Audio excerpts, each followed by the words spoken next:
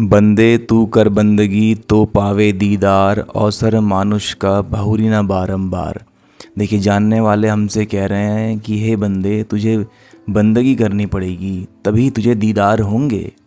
अब बंदगी करने का क्या अर्थ है? बंदगी करने का अर्थ है कि हम उस अनंत असीमित राम को जानें, हम सीमित राम में सिमट कर ना रह जाएं, जिनको हम जानते हैं दशरथ पुत्र राम से।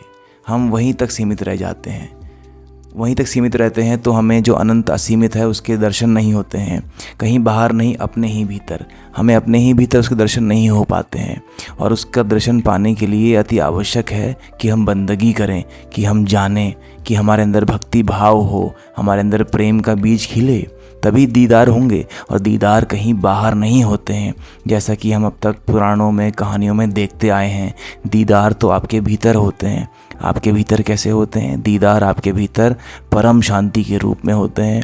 दीदार आपके भीतर एक ऐसी ज्वलंत आग जो कि बर्फ़ के समान नज़र आए, उसके रूप में हमारे भीतर प्रकट होते हैं। तभी दीदार हो पाते हैं जब हम बंदगी करते हैं, जब हम प्रेम करते हैं, जब हम जानने की इच्छा रखते हैं, तभी हमको दीदार होते हैं, कहीं बाहर नहीं, अपने ही भीतर।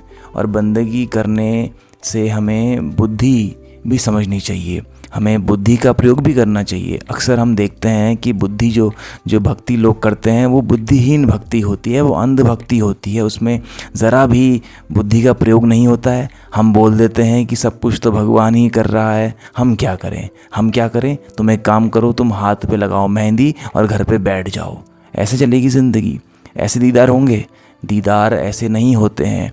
दीदार करने के लिए आपको बंदगी करनी पड़ती है, जीवन का मूल्य चुकाना पड़ता है, और उसके लिए बुद्धि का भी प्रयोग करना पड़ता है। ये बुद्धिहीन जो बंदगी हम करते हैं ना, उससे गंदगी हो जाती है, और गंदगी का विस्तार कहीं बाहर नहीं, फिर तुम्हें अपने भीतर दिखता है। और तुम उसका जो ये तुम खेलते हो दूसरों पर ब्लेम लगाना कि ये तो उसके कारण हो गया ना, ये तो उसके वजह से मेरे जीवन में इतनी अशांति है, ये तो उसके कारण जो मेरे सपने हैं वो पूरे नहीं हो पा रहे हैं, या उसके कारण जो है मैं सत्य से नहीं मिल पा रहा हूँ। नहीं, इसमें तुम्हारी कमी है, इसको स्वीकार करो, इसमें दूसरे की कोई कमी नहीं है।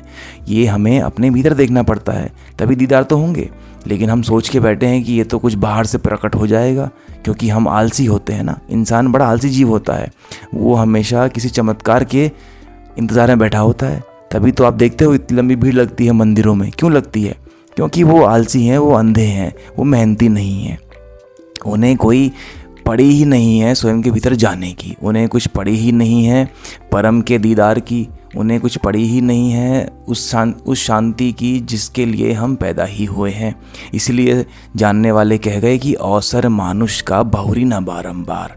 ये जो आपको मौका मिला है मनुष्य के रूप में, ये बारंबार नहीं मिलेगा, ये फिर नहीं मिलेगा, फिर नहीं मिलेगा। तो फिर इसका क्या करें? यही करें कि फिर अब जल्दी से अपने जीवन को खंगालें और देखें कि हम कहाँ गंदगी फैला रहे हैं, कहाँ हम मिलावट कर रहे हैं, कहाँ हम भ्रष्ट हो गए हैं, कहाँ हम गलती कर रहे हैं।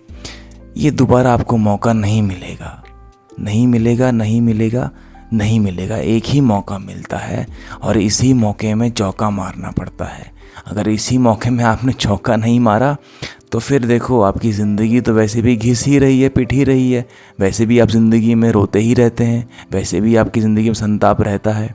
आप सदैव दूसरे पे ही आश्रित रहते हैं, आप सदैव दूसरे को ही देखते रहते हैं, आप हमेशा किसी दूसरे का ही मजाक बनाना चाहते हैं, आप हमेशा किसी दूसरे को ही देखकर, किसी दूसरे के बारे में ही चुगली कर कर, किसी में दोषारोपण करके, किसी दूसरे की जो हमारे अंदर जो ये द्वैत की जो बुद्धि होती है हमारे अंदर, हमेशा बाहर देखना और यही सोचना कि सब परमात्मा कर रहा है, सब भगवान कर रहा है, हम क्या करें, हम तो कुछ नहीं कर सकते, हम तो कुछ कर नहीं सकते।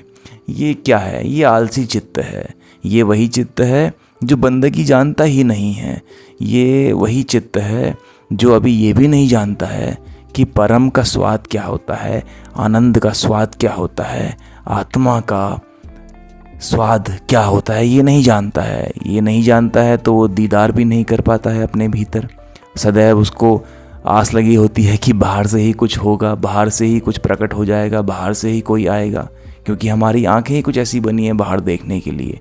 और बुद्धि तो हमें भरमाती ही रहती है, बुद्धि हमें भरमाती रहती है, कभी कुछ सोचती है कभी कुछ सोचती है ना।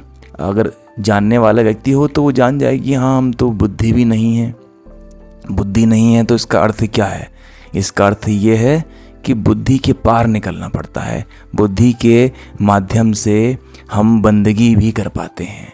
दिल तो हमारे पास है ही, दिल भी वो सांकेतिक बात है। जिस दिल को हम जानते हैं वो दिल तो बस ऐसी ही है, लेकिन जो वास्तविक दिल है उसके लिए बुद्धि का भी प्रयोग होता है। फिर ही जा कर के जो बंदगी है, जो भक्ति है, जो प्रेम है, उसके बीज खिलते हैं। नहीं तो बीज खिल ही नहीं पाते हैं। नहीं तो बस आदमी एक नींद में होता है, एक गहरी बेहोशी में होता है और ये नहीं जान पाता है कि ये जो अवसर है मनुष्य का ये दोबारा नहीं मिलने वाला है, एक ही बार है। इसी में हमें आनंद का स्वाद मिलना चाहिए, गहरे आनंद का।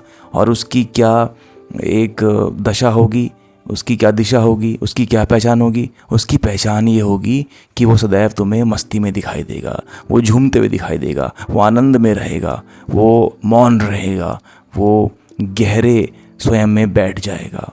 वो बिना बात के तुम्हें ज्ञान नहीं देना शुरू कर देगा, परंतु उसके अंदर अब एक ऐसी बोध आ गई है, उसके अंदर ऐसी जागृति आ गई है कि उसे फिर अब ना चाहते हुए भी दीदार होते रहते हैं, दीदार होते रहते हैं। तो उसके पास यही एक अवसर बच जाता है कि वह उस दीदार को प्रेम के साथ औरों के समक्ष भी रखे।